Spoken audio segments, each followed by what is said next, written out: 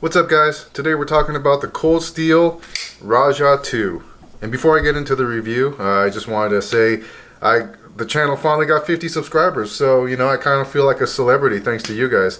I know it's not a big deal, but it means a lot to me. So anyways, thanks for watching and continue to support the channel. But anyways, going back to the knife, this is an absolute beast of a knife. This is just huge. There's really no other way to describe it. But without further ado, let's go right into the talking points. So first item is price. On Amazon Prime, you're looking at about $90 before taxes.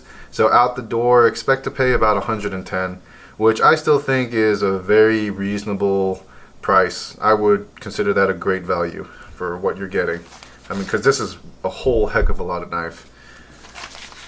Next item is fit and finish. 10 out of 10. Nothing else I really got to say. Everything is put together very well. The quality is good. So yeah, that's all I'm going to say with fit and finish. The blade comes in this kukri style, as you can see, and the steel is AUS 10A. Now I don't know the difference between AUS 10A and AUS 10. I'm sure a quick Google research will give me the answer, but it chops like a mofo. It's strong blade steel. I have no complaints. I would like to see a version in S30V. I don't know if they have that out already, but still at this price range, I think that's perfectly fine. Next item is handle and liner. So the handle is the Grivex handle, very grippy material without being too sticky, and it's a solidly built handle, and the liners are full steel liners. So yeah, just the whole blade is just a solid piece of tool. Next item is Lockup. Lockup is fantastic. There's absolutely no lateral or vertical blade play, as you should expect with most triad locks. Yeah, that's it. And then next item is, does it carry well? Ergonomics, weight, comfort, etc. So ergonomics is fantastic. As you can see, there are multiple ways you can hold it. You can hold it up here. You can kind of choke up on it like that. I guess that's what this part is cut out for. Yeah, so you could hold it like that, up real close to the blade. Down here, and then even down here for increased grip or increased range, which is really the purpose of this knife, is to create the furthest amount of reach that you can have with a knife for self-defense purposes. As far as weight goes, look at this thing. This thing is a beast, so don't expect lightweight.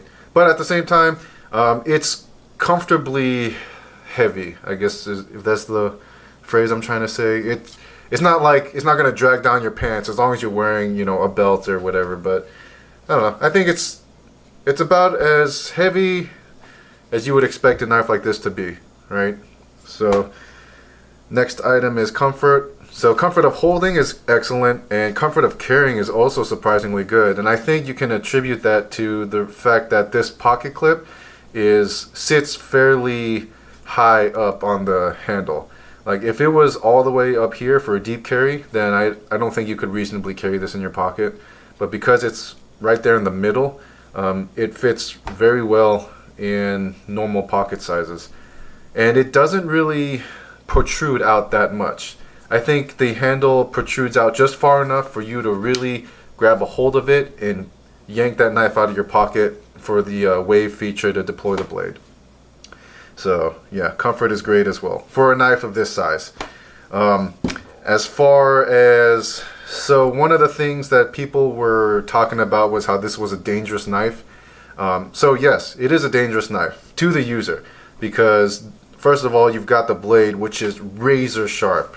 If you have any experience with cold steel, I think one thing they do very well, better than most companies, is their factory edge. It is super sharp. If you're not careful, this thing's gonna bite you.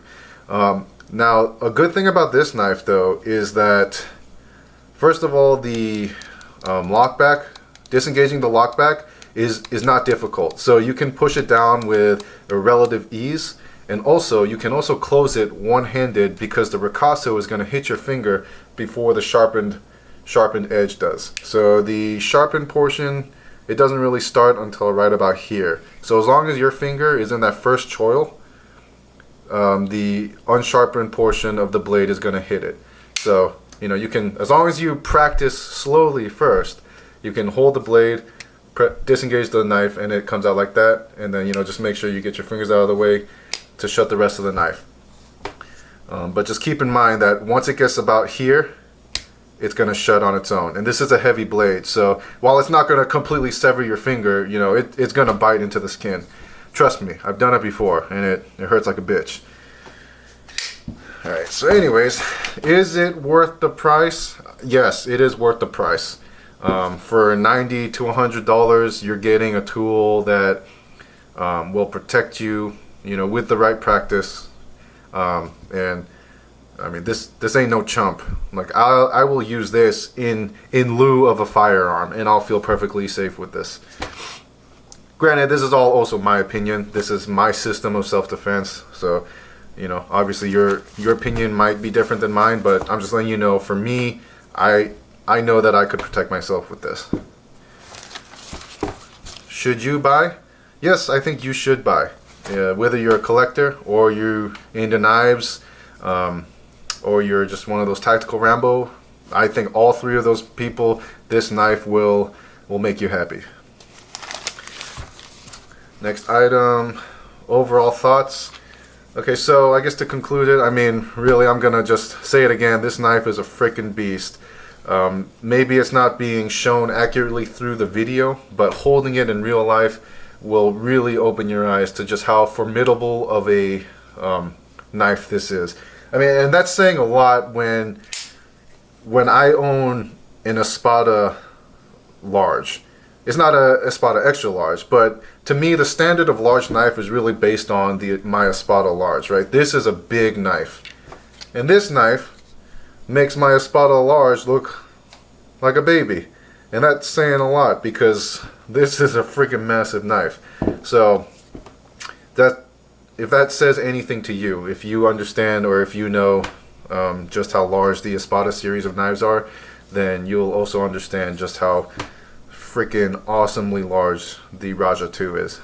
But anyways, before I start blabbering, just to reiterate, fantastic knife, awesome value, highly recommended. So anyways, I hope that this knife, or this video, helps you with your next knife purchase. Thank you for watching, and let's just look at that buttery smooth deployment one more time. Oh shit, that was horrible. Looking through the viewfinder and doing this is actually a bit more difficult than what it seems. But yeah, look at that. Hell yeah. Alright, bye.